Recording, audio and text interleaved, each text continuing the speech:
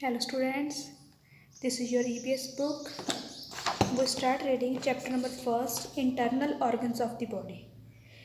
Internal organs वो organ होते हैं जो हमारी बॉडी के इनसाइड प्रेजेंट होते हैं। Internal organs are very complicated and delicate organs. ये ऑर्गन है जो बहुत ही कॉम्प्लिकेट होते हैं और डेलिकेट भाग बहुत सॉफ्ट होते हैं। External organs function according to internal organs. हमारे बॉडी के जो एक्सटर्नल ऑर्गन्स होते हैं जो हमें दिखाई देते हैं वो फंक्शन करते हैं इंटरनल ऑर्गन्स के according. Our body is a wonderful machine. हमारी बॉडी एक बहुत ही बढ़िया मशीन है। It is made up of many parts. ये बहुत से पार्ट्स की बनी हुई है। These are called organs. उन्हें ऑर्गन्स कहते हैं। These are two types of organs in our body, external organs and internal organs.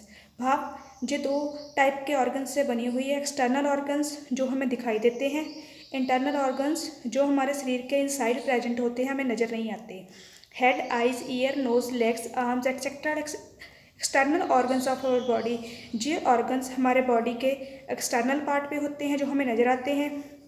Brain, heart, lungs, stomach, liver, kidney etcetera are internal organs of our body. ये हमारे शरीर के अंदरूनी भाग हैं।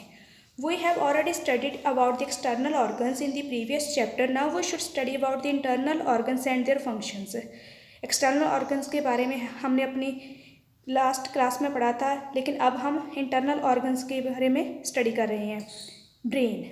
The brain is the most important organ of our body. जो brain है वो हमारे शरीर का सबसे इम्पॉर्टेंट भाग है। It is located inside the skill. ये हमारी जो खोपड़ी होती है उसके अंदर प्रेजेंट होता है। It controls all the functions of body such as breathing, digesting food and pumping of the heart. ये हमारे शरीर की जो भी क्रियाएं हैं उनको कंट्रोल करता है, उनकी फंक्शनिंग को कंट्रोल करता है। सांस लेने की प्रक्रिया हो गई, डाइजेस्टिंग फूड और हार्ट को ब्लड पंप करना। The brain connects itself to every part of our body through nerves. Brain ने अपने आप को सभी भागों के साथ कनेक्ट किया हुआ है नर्व्स के जरिए। भाव जो हमारे शरीर में जो नाड़ी प्रेजेंट होती है उनके जरिए। The brain is protected by the skill.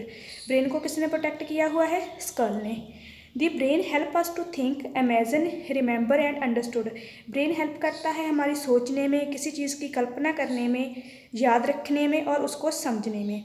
Brain has two parts. इसके दो पार्ट्स होते हैं। The left side of the brain controls writing, thinking and reasoning. जो लेफ्ट साइड होता है हमारे ब्रेन का वो कंट्रोल करता है हम क्या लिख रहे हैं, क्या सोच रहे हैं, हमारे मन में कौन से विचार आ रहे हैं। The right side of the brain is involved in music, art, use of symbols. जो राइट भाग होता है वो किस में इन्वॉल्व होता है? म्यूजिक में, आर्ट में, जो सिम्बल्स की बरतों करते हैं उनमें। Heart. The heart is made up of muscles that help to move blood around our body. हमारा जो हार्ट है वो मसल से बना हुआ है जो हेल्प करती हैं ब्लड को शरीर के दूसरे भागों में भेजने का।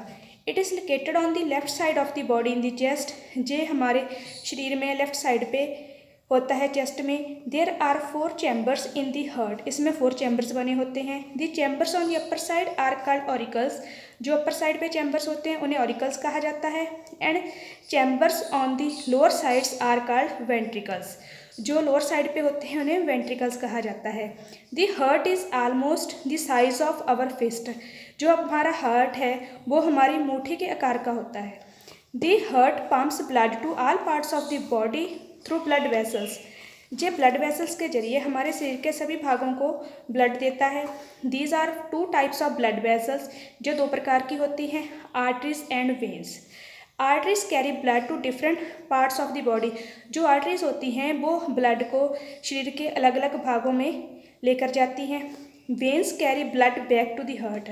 जो वेन्स होती हैं वो ब्लड को वापस हार्ट तक पहुँचाती हैं। Lungs. Lungs are paired organs in the chest that help in the process of breathing. जो लंग्स होते हैं वो चेस्ट में होते हैं और ब्रीथिंग की क्रिया में हमारा हेल्प करते हैं। When we breathe in, our chest expands and it supplies our body with the oxygen present in the air. जब हम सांस लेते हैं तो हमारी जो चेस्ट है वो एक्सपेंड कर जाती है और हमारे सारे शरीर को वह ऑक्सीजन गैस जो हवा में प्रेजेंट होती है उसे हमारे शरीर में पहुंचाती है। व्हेन वी ब्रीथ आउट, जब हम सांस बाहर लेते हैं, our chest contracts and it expels carbon dioxide, हमारी जो चेस्ट है वो कॉन्ट्रैक्ट कर जाती है और जो कार्बन डाइऑक्साइड होती है उसे बाहर निकालती है। The diaphragm is the muscle below the lungs that expends and relaxes, जो डायफ्राम होता है वह मसल्स के पीछे होता है जो कि एक्सपेंड और रिलैक्स करने के लिए मसल्स की हेल्प करता है। This control the breathing process, और ब्रीथिंग प्रोसेस को कंट्रोल करता है। A normal person breathes about 12 to 15 times in a minute, एक नॉर्मल पर्सन 12 से 15 बार सांस लेता है एक मिनट के अंदर। Stomach, the stomach is a muscular bag on the left side of the body, जो स्टोमक होता है वो एक तरह का मस्कुलर बैग होता है जो लेफ्ट साइड में प्रेजेंट होता है बॉडी के। The walls of the stomach have glands and produce digestive juice, जो वाल्स होती हैं स्टोमक की वे डाइजेस्टिव जूस प्रोड्यूस करती हैं। The digestive juices mix with the food to help in digestion, जे फूड के साथ मिक्स होता है और उसके डाइजेशन